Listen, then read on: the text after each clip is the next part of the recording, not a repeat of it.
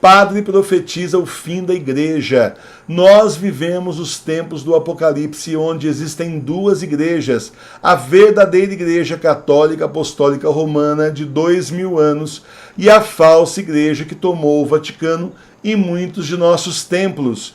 A falsa igreja está com seus dias contados. Ela será entregue nas mãos do anticristo e então será extinta. Essa profecia foi feita pelo padre Ratzinger, o nosso Papa Bento XVI, em 1969. Veja a mensagem até o final, porque além de falar do fim da igreja falsa, o Papa Bento XVI também fala da verdadeira igreja, o remanescente da igreja verdadeira que somos nós. Veja aí. O futuro da igreja pode e vai sair daqueles cujas raízes são profundas e que vivem da plenitude pura de sua fé.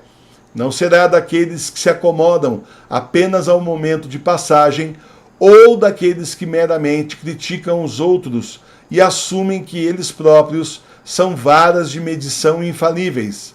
Nem será daqueles que tomam o caminho mais fácil, que esquivam a paixão da fé, declarando falsa e obsoleta, tirânica ou legalista, tudo que faz exigência aos homens, que os fere e os obriga a sacrificar-se. Para expor isso de modo mais positivo, o futuro da igreja, uma vez mais e como sempre, será remodelado pelos santos, pelos homens, ou seja, por aqueles cujas mentes sondam mais profundamente do que os slogans do momento, que veem mais do que os outros veem, porque suas vidas abraçam uma realidade mais ampla. O altruísmo que liberta os homens só é alcançado através da paciência, nos pequenos atos cotidianos de abnegação. Por essa prática diária, que revela um homem de quantas maneiras ele é escravizado pelo seu próprio ego, os olhos de um homem são lentamente abertos. Ele enxerga apenas na medida em que viveu e sofreu.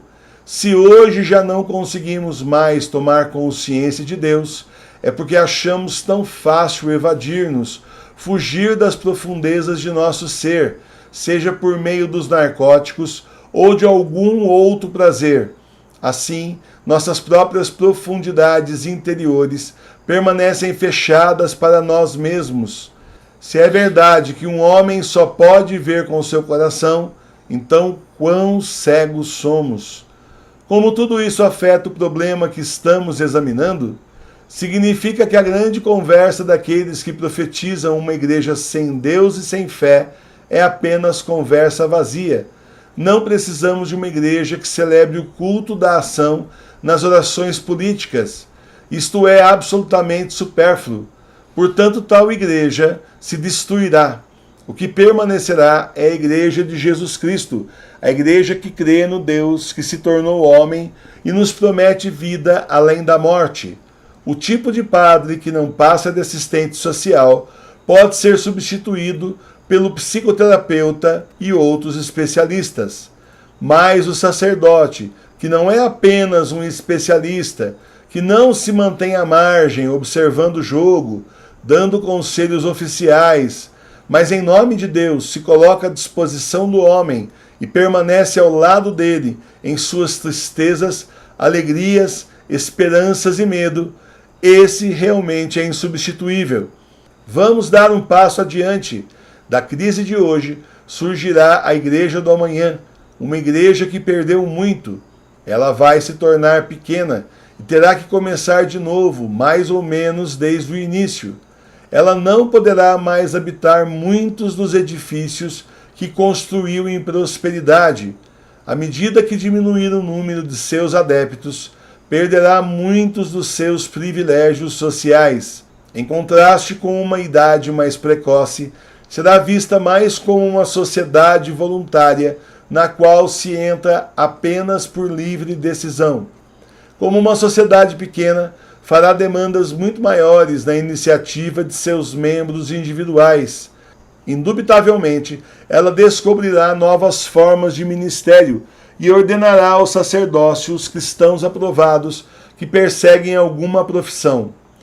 Em muitas congregações menores ou em grupos sociais autônomos, A assistência pastoral será normalmente favorecida dessa forma. Ao lado deste lado, o ministério de tempo integral do sacerdócio será indispensável como antigamente. Mas em todas as mudanças que se podem adivinhar, a igreja encontrará de novo a sua essência e com convicção naquilo que sempre esteve no seu centro, a fé no Deus Trino, em Jesus Cristo, Filho de Deus feito homem, na presença do Espírito até o fim do mundo.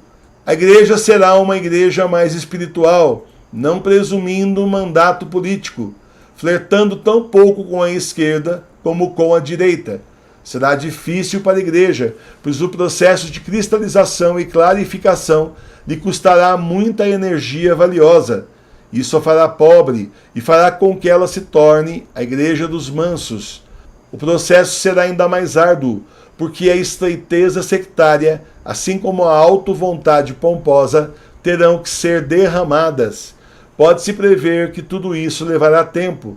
O processo será longo e cansativo, como foi o caminho do falso progressismo na véspera da Revolução Francesa, quando um bispo podia ser visto como inteligente, se zombasse dos dogmas e até insinuasse que a existência de Deus não era certa para a renovação do século XIX.